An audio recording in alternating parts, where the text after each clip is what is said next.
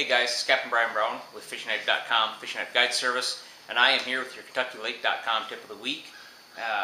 Last week we talked about rods and which ones to use when and so forth. This week we're going to talk about reels and their different applications and what to look for. Just like last week we talked about spending, what type of money to spend on them. Same thing with the reels. You got the same deal. You've got a breaking point as don't buy real cheap. Buy what your money can buy you, because if you get too inexpensive of a reel, they're made out of plastic. They got plastic bushings. They don't have true bearings in them. If they do, they might have one or two and they're not good bearings. Buy what your money can buy you again, and you can tend to get a really good spinning reel for $100, $75 to $100. You can get a really good spinning reel. Bait casters, you're probably looking at about anywhere from $130 to about $180. You can get a really good bait casters. Obviously, there's ones way less and ones that cost a whole heck of a lot more. But yeah, you can get them in that price range that'll last you a really long time, and you'll have a good quality reel. That also with your bearings in them. You're going to have some companies that are touting how they got 10, 12 bearings versus another company only has 6, 7 bearings. Well, it all comes down to the type of bearing they've got in there and the quality of the bearing that's in it. You can have 4 or 5 good high quality bearings that will outlast a reel with 10 or 12 bearings in it. So make sure you get a quality reel that's got quality bearings in it. And the same reel manufacturer can make some reels on the lower end that don't even have bearings. They're bushings rather than bearings. So that's one thing to watch out for. The more bearings, it keeps you better tolerance. The metal frames, metal and aluminum frames, side plates will last and have tighter tolerances than plastic and graphite frames. So that's another thing to make sure on there. Another thing you're going to be looking at when you're looking at reels is going to be gear ratios.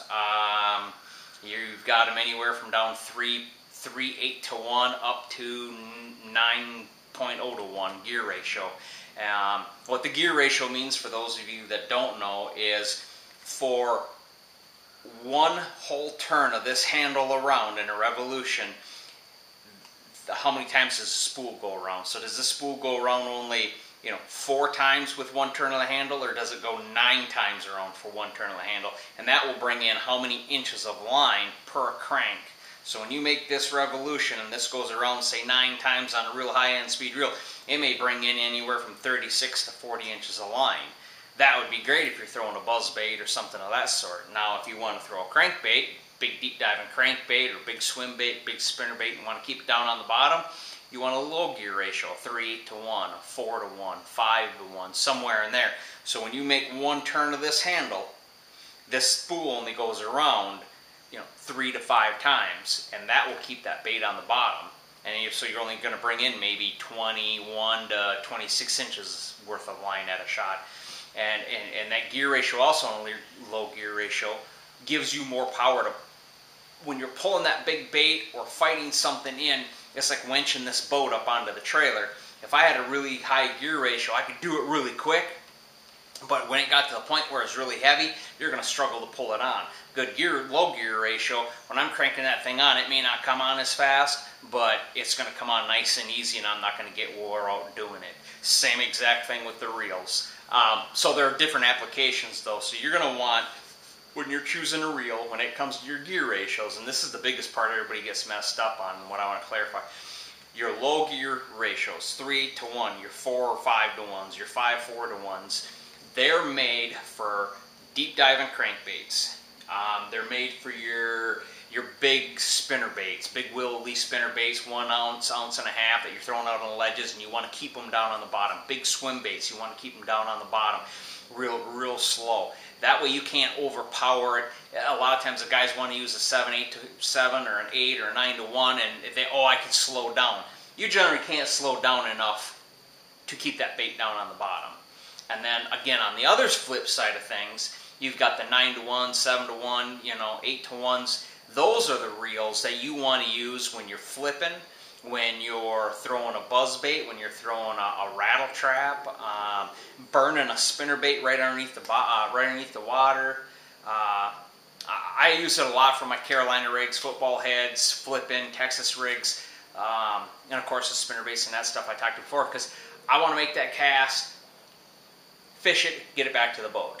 Yeah, especially if I'm flipping. You know, I don't need a lot of people think, oh, I want a low gear ratio, I'm going to rustle that fish out of the bushes.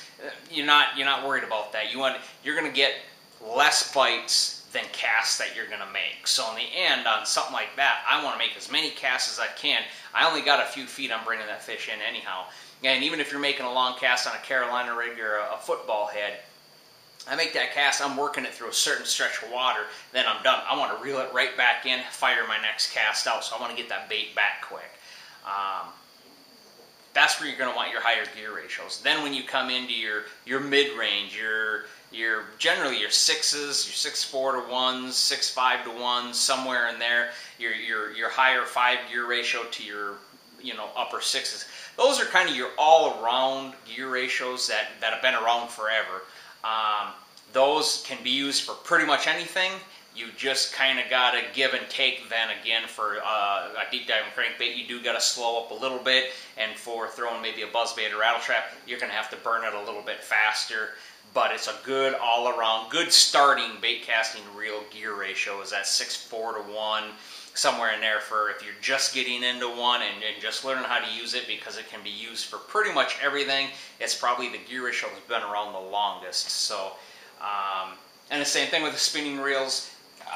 When you do a gear ratio on a spinning reel, which is never really taken into consideration, really, it's just how many times this reel goes around to how many times this rotor goes around. So if this is on the bottom and I make one full revolution, how many times does this basically come around till it's back to this side? So on a spinning reel, generally never thought of really on the gear ratio. Most guys aren't using it and worrying about what the gear ratio is, as far as like crankbait fishing and stuff like that. Most guys are going to use your spinning reel when you're using light line, anything under 10. It just handles it a lot better than what most of the bait casters do. It's a simpler form of it. You don't get the backlashes and stuff, which all it takes is some practice with these. I see so many people when they get in the boat and they want a spinning reel right away because that's all they've done is had backlash with a bait caster. I tell them it's all just training your thumb. It's just all practice. If you set it up right and you're casting with it, you'll learn over time on how to run it. Another thing to look for when you're out there looking to buy a new reel, and we had touched on it, was the bearings. Don't get overloaded on the bearings. Like a spinning reel, if you've got 2 supporting the pinion gear that runs the spool here and 2 supporting your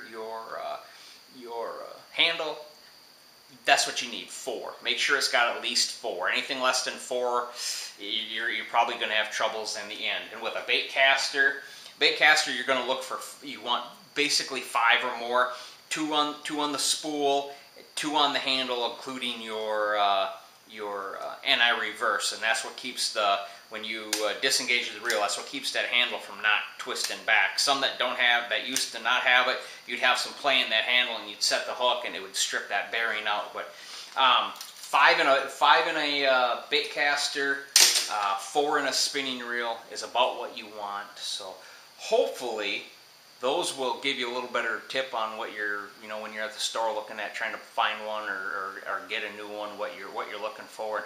Hopefully the folks at the sporting goods stores can help you out. They can point you in the right direction. What kind of money to spend, and again, spend what you can. But if there's nobody there, and maybe a buddy's got one you want to buy or something, that'll give you hopefully some better ideas on if it's a reel that's good for you or not. But till next time, tight lines on the water. This is Captain Brian Brown with FishingKnife.com Fishing Knife Guide Service, and this is your Kentucky Lake Tip of the Week.